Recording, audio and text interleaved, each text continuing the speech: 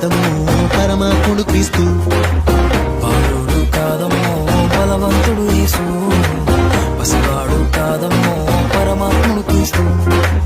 పరమును వీడచి పాకలో పుట్టిన